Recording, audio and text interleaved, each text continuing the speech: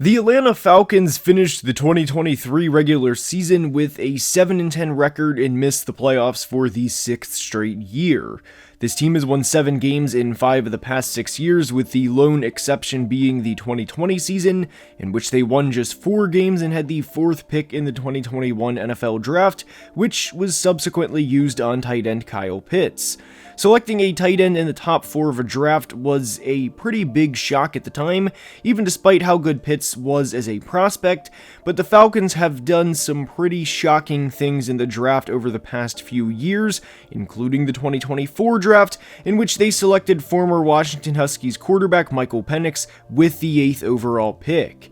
This was a huge shock to, well, everyone, as they had just signed free agent quarterback Kirk Cousins 6 weeks prior to a 4-year, $180 million contract and seemed committed to him as the future of their team. Some thought they would continue the investment they have with Kirk and actually draft Penix's college teammate, wide receiver Rome Odunze, with the 8th overall pick this year. But they didn't, and now it's time to have a conversation about the Atlanta Falcons and break down what's next for them. It's not a simple answer because there are a lot of angles to this to break down, so let's dive right in. We are starting today's video by breaking this down from the Kirk angle, and we'll be discussing the ramifications of this pick. Now, to be clear, we're not only going to discuss the Penix selection in today's video, and there will be a lot more discussed than just Kirk Cousins and Michael Penix, but one of my biggest gripes with the Penix selection wasn't even Michael the prospect, or even selecting him in the top 8. We saw 6 quarterbacks go in the top 12, and the reality is, if you think you have your quarterback of the future, you take him. You don't let him slip by, period. But my frustration with this pick was, if you were going to draft Michael, then what was the point of signing Kirk? What was the point of giving Kirk $100 million in guarantees?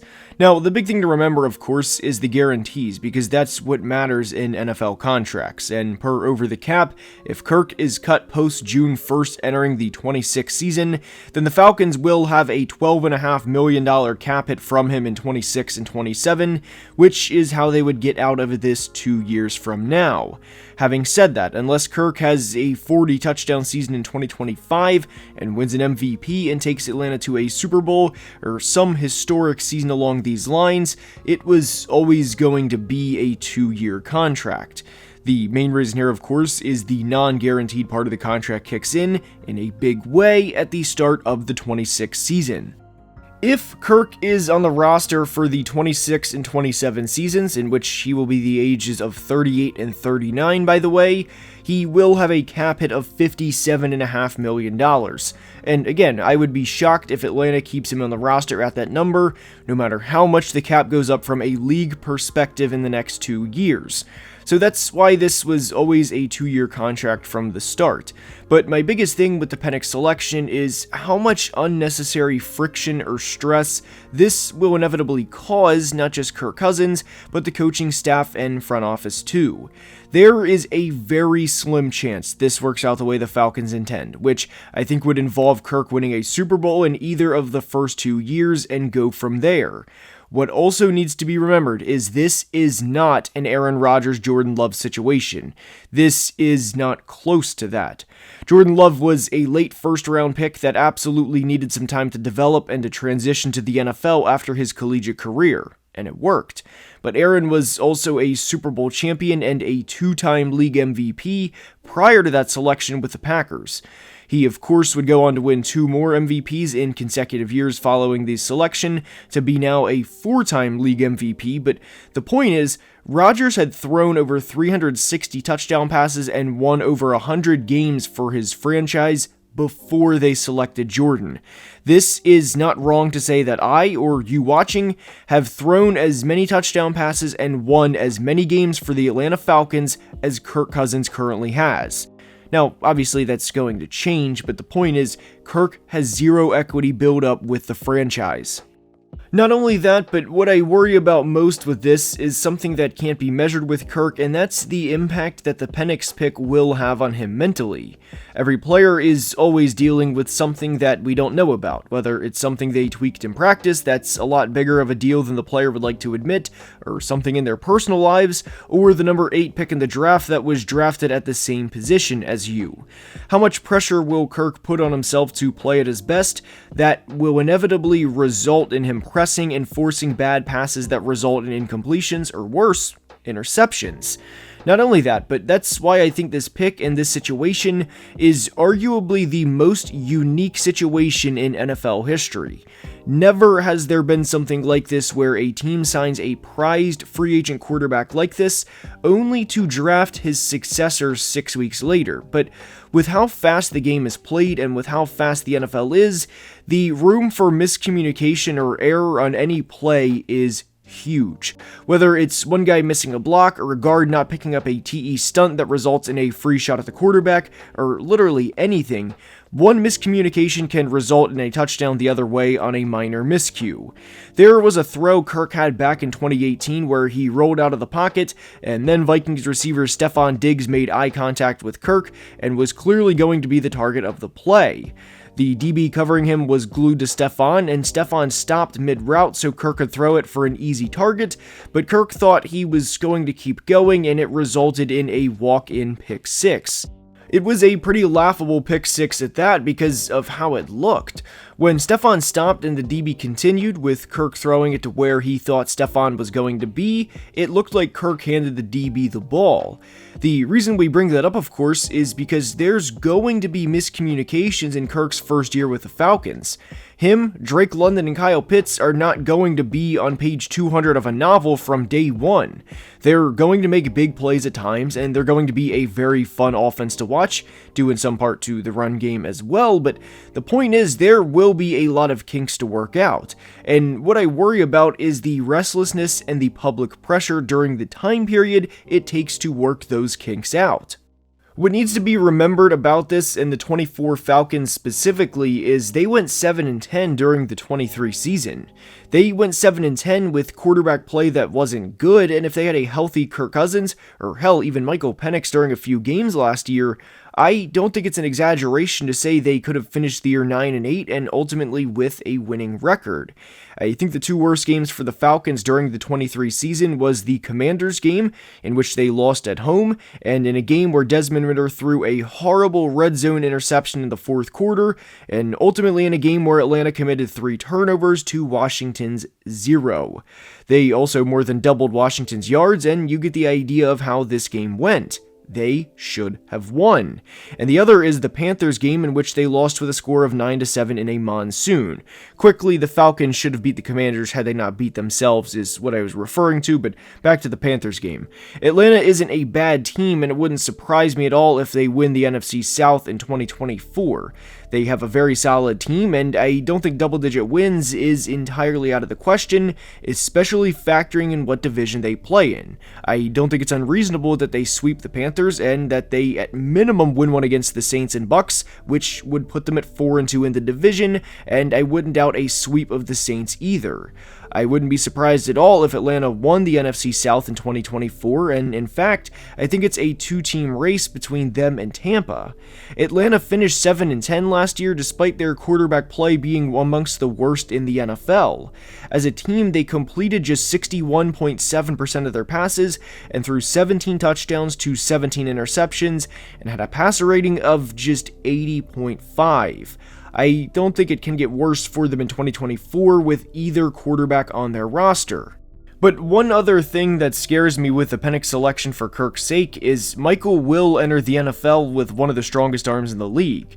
He doesn't have just an above-average arm. He has a cannon, and this goes back to the mentally pressing with a top 8 pick behind him part of the video, because Kirk is still rehabbing a torn Achilles. Kirk didn't sprain his ankle in week 17, and the Vikings narrowly missed the playoffs, and Kirk has been fine for over 2 months because it was a couple of week injury. No, this was a major injury that takes a long time to heal. And while Kirk is still rehabbing the injury, Michael Penix will be able to make quite the impression in the meantime.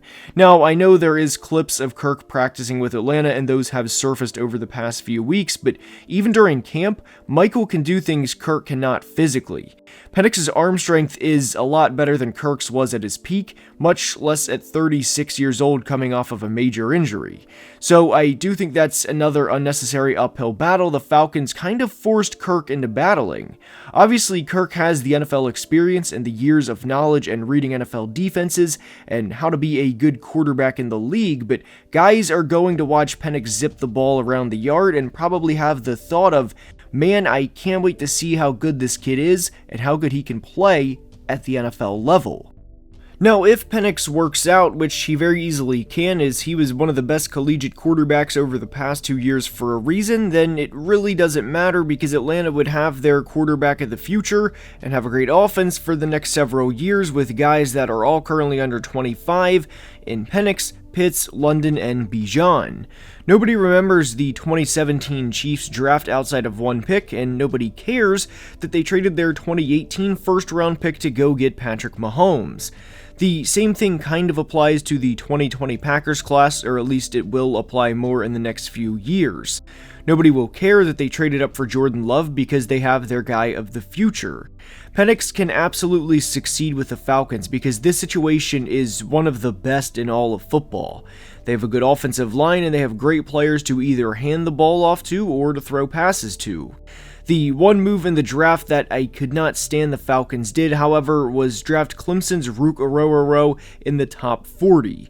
And to not only draft Rook in the top 40, but to trade up to do it while Johnny Newton was on the board.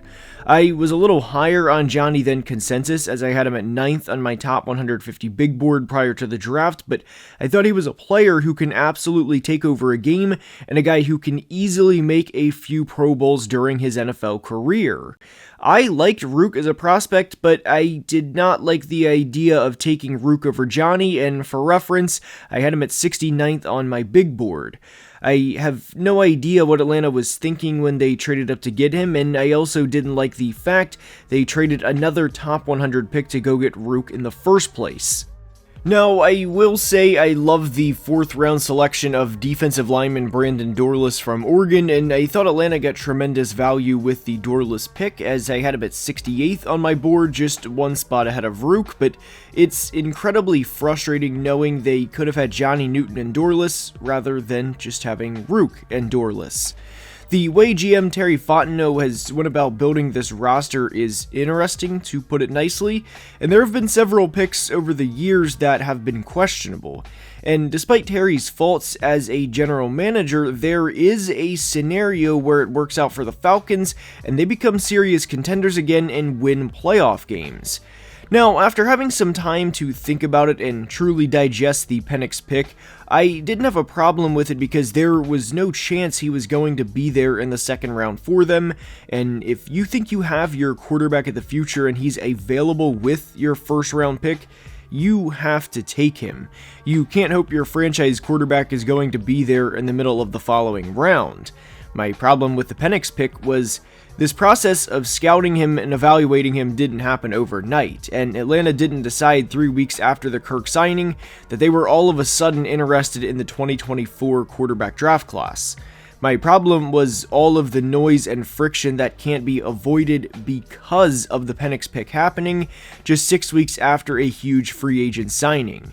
I think Atlanta's 2024 season will truly be a wild ride, both with very high highs and very low lows. Now, do I think they'll win the Super Bowl? No, but that doesn't mean they can't have a successful season. I think they can win the NFC South and even a playoff game, but that's going to be the big question.